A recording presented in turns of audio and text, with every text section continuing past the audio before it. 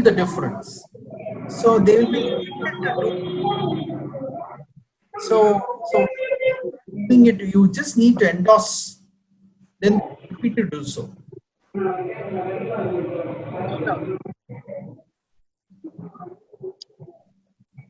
Okay, thank you. You're most welcome, madam. Doctor, I have a question here. This is Sri Ranjini. Yes, madam, go ahead. Yeah, I just want to know, like, when you talk about cognitivity, you talk about cognitive distortions, and there is some aspect of irrational belief as well involved in it. So, what is the difference between the two? Difference between cognitive Cognitive distortion and irrational belief. it's all the same. Then what is the reason that they have used the terminology twice? See, irrational beliefs are beliefs that has no basis. Sorry, I didn't get you. Beliefs? Beliefs which have no basis. It's irrational. Right. If I say, for example, if nobody around me is having any coronavirus, but I'm developing a fear, will I contract the illness? That is an irrational fear. Cognitive distortions are of various types. Will have catastrophization.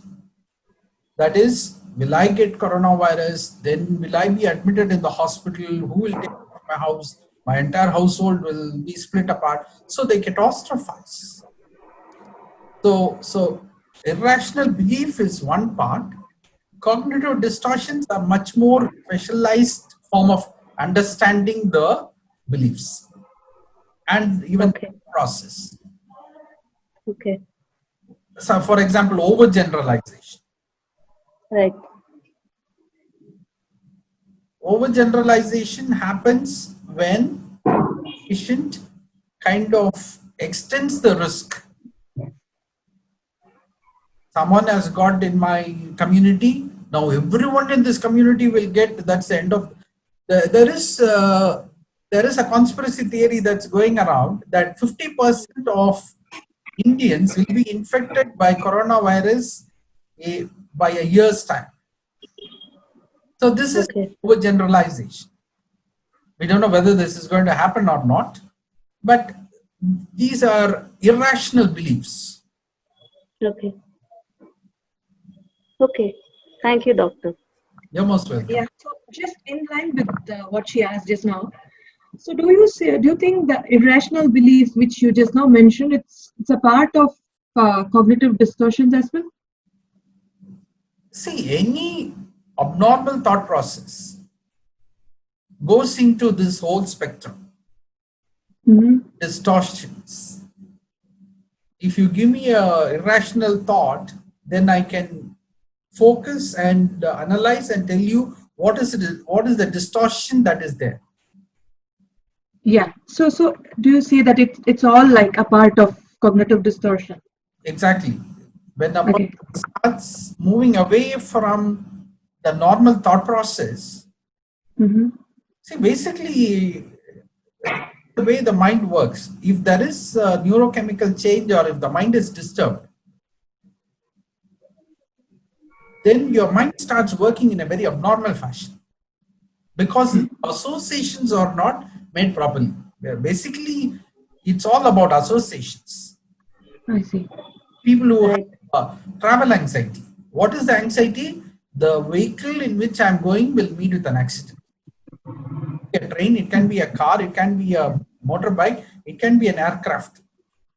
The association that they made is faulty. That's why the distortion happens. Okay. If the association is corrected, then the distortions disappears.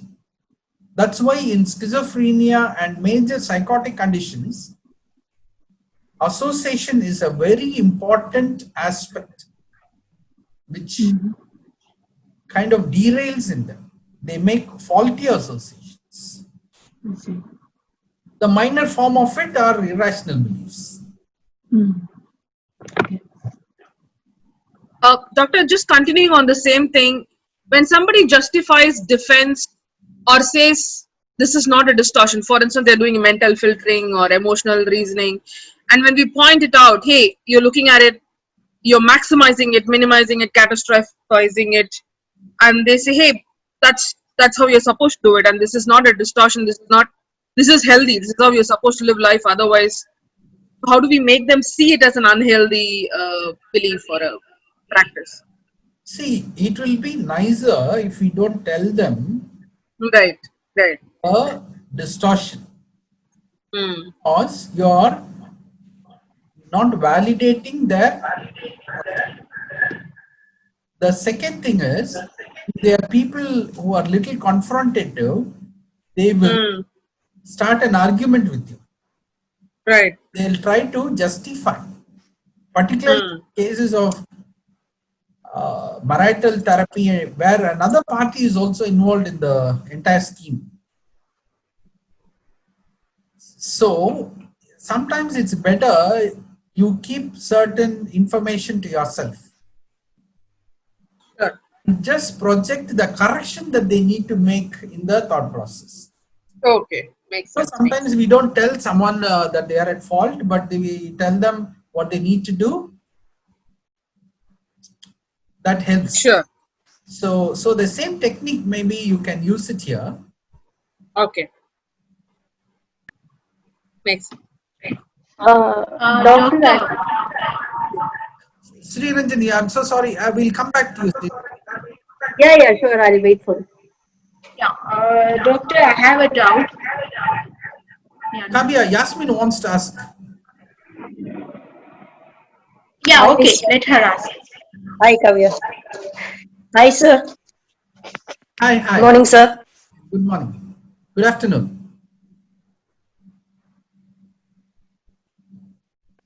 Can you hear me, sir? Now we can hear you. Yeah. So my question was like, you said like some patient will come and like, they won't say the real thing and we have to cross-check. Anyhow, we won't be asking them directly, right? If we cross-check and they haven't told the truth and it's some other person, how shall we handle that? See, you have to ask information from the patient or the client. I've always worked in hospitals, so I refer to my clients as patients. You have to collect information from some outside source. And third thing is, you have to cross-verify what they are saying is true. Because many a times people can misrepresent. So always cross-verify. Say, for example, if someone, a professional, then you have to cross-verify whether they are qualified and where they qualified and all that, and where they are working. So through that you can always get to know the real side, because it could also be a delusional disorder. Delusional disorder, patients come and tell you, doctor, I run a company where 500 people are working. So you ask them, what is the name of the company? Where is it situated? Then you gently Google it and see whether there is any such company exists. Because it may not fit the way the patient looks, the patient operates, and to what a patient portrays. But you will also see the reverse of it. I used to get I'm still having that person. He comes all the way from Hyderabad. I asked him, what do you do? He said, doctor, I do some small business, doctor. I had asked him a couple of times. Always he says, I do some small business, doctor. Then the son had to go to the US and we had to discuss about certain aspects of the family. That day I asked him, what exactly is this small business? He said, doctor, that's diamond business, doctor. Some people kind of minimize, some people maximize. He's minimized the object. Whether it is out of humility he is talking like that, or some kind of psychopathology which makes him talk like that. Have I answered you, Yasmin? So, yes, sir. In the marital thing, the marital counseling, if a husband is saying like whatever the he's saying the other partner has done, whatever he says, at that time, how shall we handle it? It won't it look very offended when we ask too many questions? Well, always have the husband and wife together so that all the faulty information are filtered out. And second, in the West, they teach us not to elicit information which you will not deal with in your therapy. So the moment you know that they disagree on various aspects, you don't go into the specifics of it at all. You try to work on their decision-making ability and their joint activities through, as I said, exercises, and not go too much into those details, because many times they will take it as a frustration venting out session and they will come out with all sorts of complaints. And human tendency is, if you allow, or if you can try this, I want you to try this. Just encourage a friend to complain about something, right? She'll complain for 5 minutes, 10 minutes. Then she will start complaining about other aspects of her life. And then she will just be talking of complaints around her life. So that's how human nature is. So you should break that. You should never allow your session to be a complaining box. Yes, Doctor, few people are want to come in. Can you just let me know? Right. We will quickly ask Sri Ranjini. You had something to say, then we'll come to Kavya. Yeah, sure. I've kind of related cognitive therapy with more being associated to logical ways of reasoning out things. You're probably trying to think before you act. But what is your thought process about using a cognitive therapy for an emotional person? Don't we look cold on them? Because That's what I told you. The textbooks and the professional teachings enable us to only know about the session, but not to do. right. So I tell my trainees, Gayatri, Shamla, and Kavya, and others, when someone is talking emotions, don't talk logic to them. Because there are two aspects of our mind. One is the intellectual mind. Another one is the emotional mind. When someone is emotional, don't talk logic to them. So you have to travel with them and slowly bring them to a neutral ground and then talk about logical reasoning. So it's a process. You have to handle it like a pilot handles a heavy aircraft. So very important, you be with the patient at all times and gently, you say, for example, if a doctor wants to give 750 mg of antibiotic, he won't take 750 for breakfast. He'll split it up, take in the morning, afternoon, and night. So like that, you have to split up your therapy process and gently present to them, little by little, so that each moment you are creating a mental space for more of logical reasoning. My doctor says, if I think like this, I will not be feeling like this. So you create a space and then enlarge that space. It's what they call as ballooning. You first enter and then enlarge.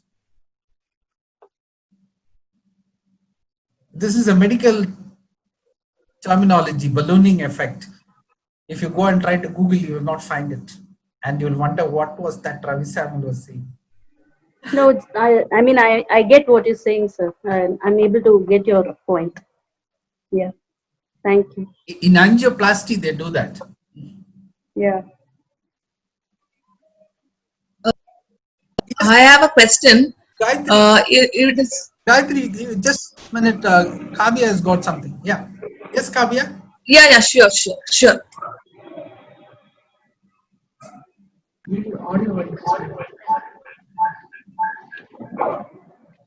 Doctor, is this cognitive distortions are associated with classical conditioning too? Because these that cognitive distortions might happen based on the classical condition by repeated exposure to same thing.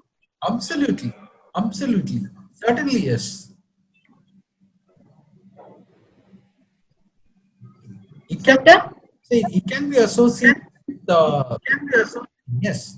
That's what normally happens in a OCD.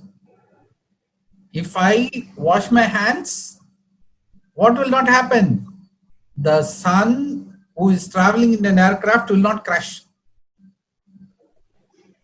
So see the association. So I am washing my hands so that the aircraft is flying safely. She does not realize technology behind it, and the radars are following it, and ATC is helping them at all times, and the pilot's skills are involved. Everything is involved with her hand washing. If you stop her from hand washing, then disaster. So, if this cognitive distortions has been learned through classical conditions, then we can use that unlearn method, unlearn the same behavior or cognitions for them to come out of those distortions, right? Absolutely. Absolutely. Okay. That's Okay, doctor. Thank you. That's what the theoretical basis of conditioning itself. The classical conditioning is that there is an association and you undo the association.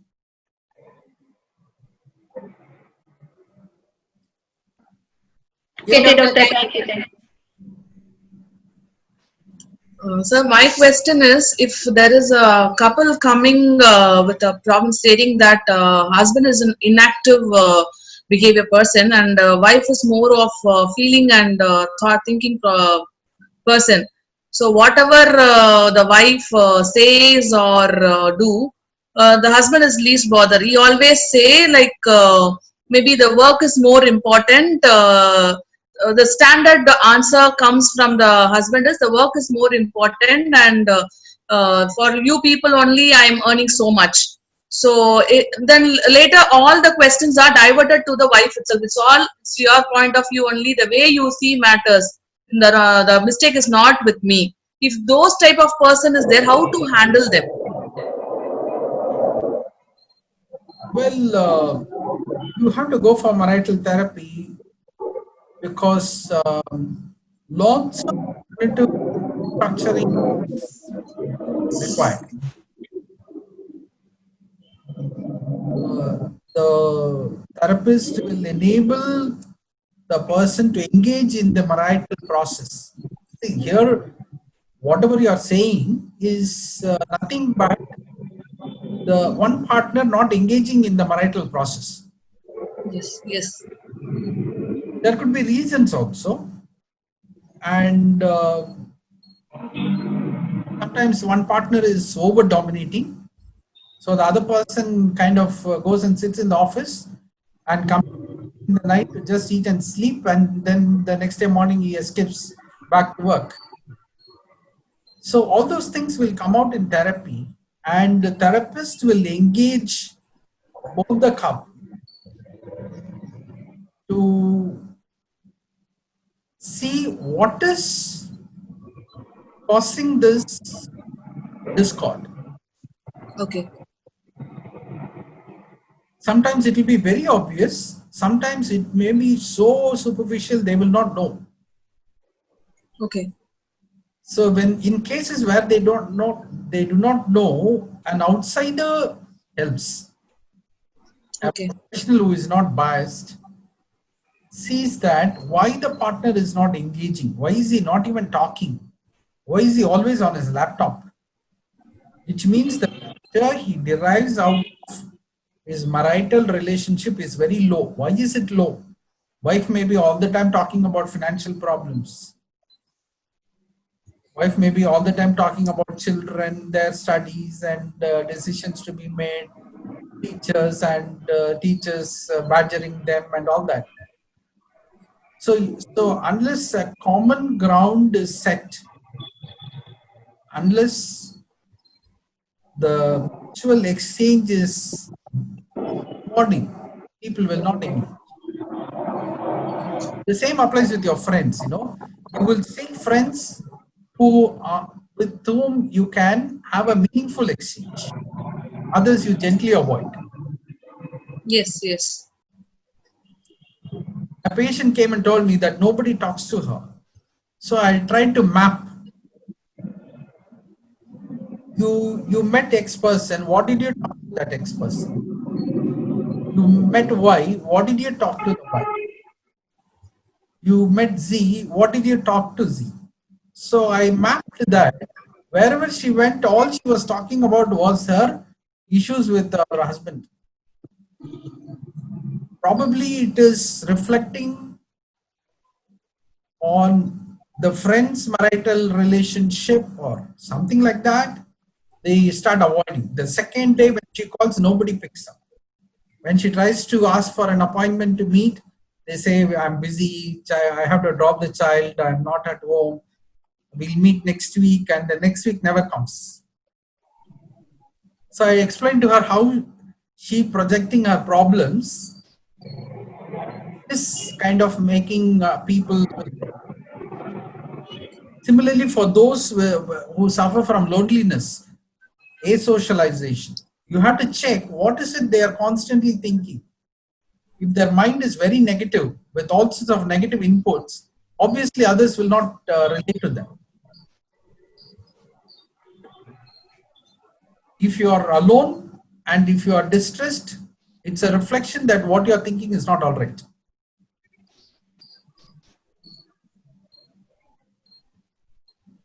There is something called Mauna Viradam, which is done for religious purpose, but some people do it for marital purpose.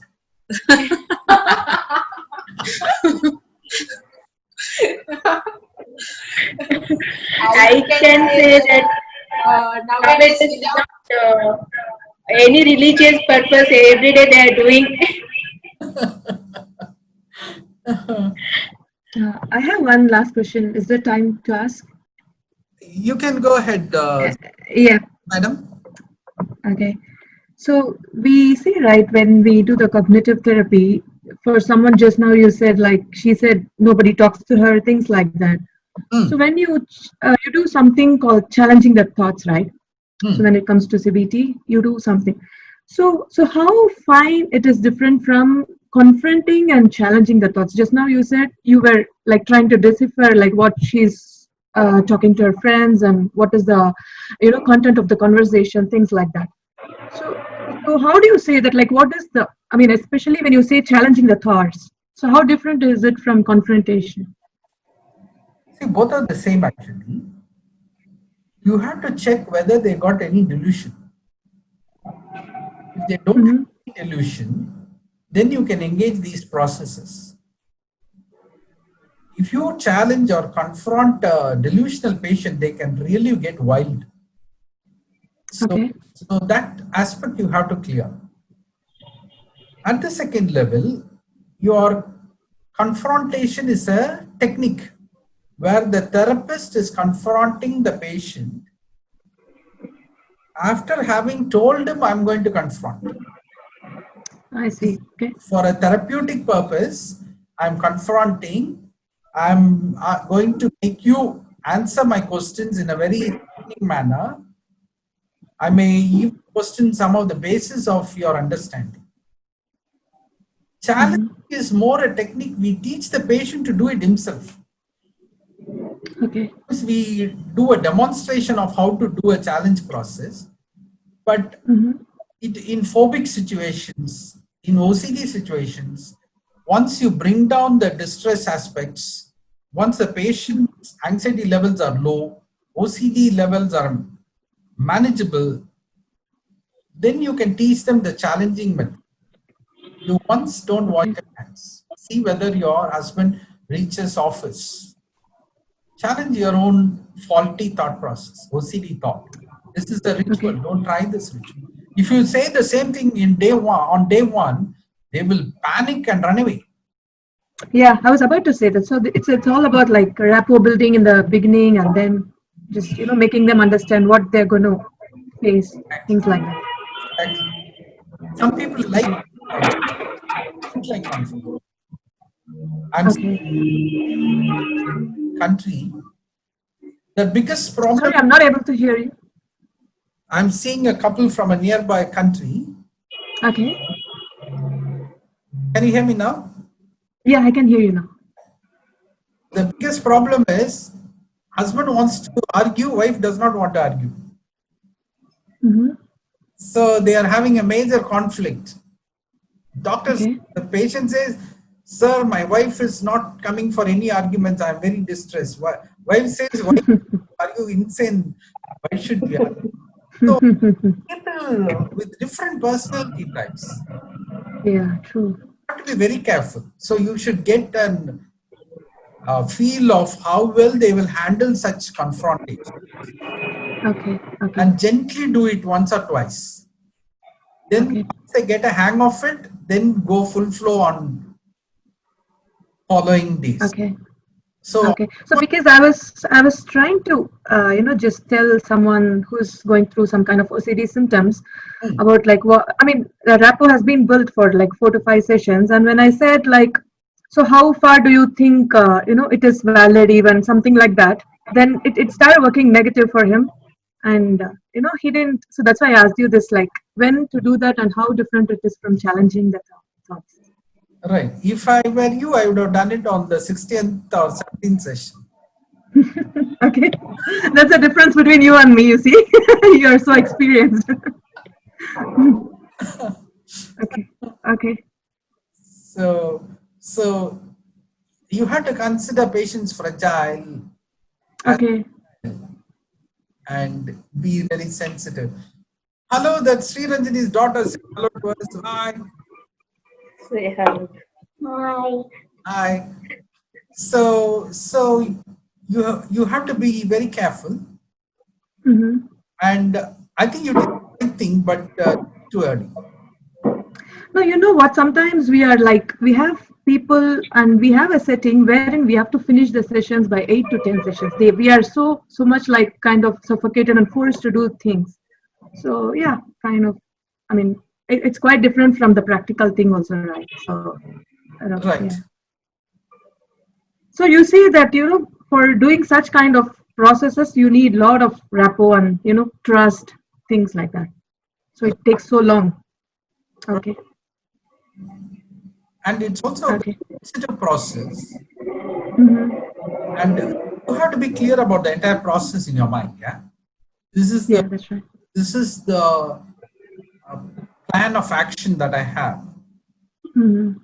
Then you have to make sure whether the other person is capable and can be with you. Exactly. Okay. So with that you have to adjust. Mm. Yeah. Thanks a lot. Thank you so much. Slowly gaining altitude. Then it then slowly loses altitude, comes down, and then lands. It's not done kind of rapidly. There is a plan, Right. and the whole travel is well planned. Okay. Okay. So just one more thing, the last thing. So OCD patients, right? So they need to have medication. Is it kind of they had to have, or it's different from that? It's just a therapy which works. If a OCD patient is not taking medication, don't even have an evaluation. Okay. It's a must. Okay. Must. Thank you so much. You're most welcome. So Kavya, can we end the session? All of us must be very tired and hungry. Doctor, one last question I have. Can I ask now or else? Others may benefit out of it. Yeah. See, for example, it is a conversation between any relationship. It can be friends or it can be spouse or father, mother or mother-in-law or daughter-in-law. While the conversation is going on, when the other person is emotionally stuck, mainly I see this with the male, not with the female. So female gets stuck emotionally and they'll be thinking the same situation happening again and again. Whereas the person, there is a male who go to office and come back, he behaves as if nothing happened in the morning. So how they're able to come out so easily? Interesting, you're asking this question to a male. No, I want the answer, doctor. That's why I asked to a male, not a female. Not it's a male or a female doing different activities. Obviously, you'll come out of it. And second is you may like to restart the day by putting it aside rather than continuing from the point where you left, because it may cause some emotional distress, so they blind themselves. It's not that intentionally, many people say, oh, I don't remember at all. It's not that they don't remember, they have set it aside not to remember. Okay. But that will be there as an unfinished business for other person, right? That will create lot of stress for the other person too. Rather sit and discuss, sort it out will be a good option, I feel. Is it that way or? Obviously it is good, but if the other person is not ready to do so, then it's better to wait. Okay. Opportune moment to sit and talk. Okay. Otherwise, And to sorry, go ahead, Sri Ranjini, you want to say something? yeah, and to just add on, moving away from the area of disaster kind of diverts the mind into other stuff. So other things overtake and this is pushed behind. So when the lady is stuck in the same environment, she is forcing herself not to get out of it also. When you're constantly dwelling in the same place, you're again reliving the same situation that has happened over and over. So probably that could also be a reason why women find it difficult to get out of it. That's my opinion. Interesting that you referred to husband and wife talking as a disaster site. Invariably, it lands up that way.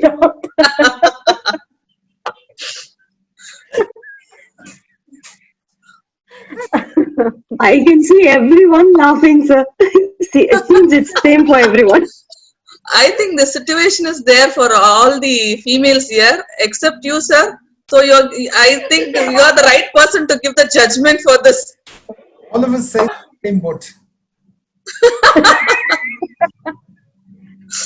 Now Gayatri is challenging you.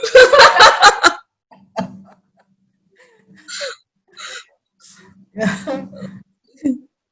Okay. For this, I think Sunita ma'am has to answer. We will get right answer. So thank you everyone for joining us, and a very big thank you for Kavya and Gayatri. Kavya is almost the backbone of these webinars, always willing to help, and Gayatri always there to help us. So thank you very much, and thank you guests for joining us. And Thank you, sir. once again, a very big happy birthday to Ananya. May Thank you so much. Thanks a lot. long life and happiness, prosperity, peace, and joy. Goodbye. Thanks so much. Goodbye, sir. Thank you. Thank you so much. Thank you. Thank you. Thank you.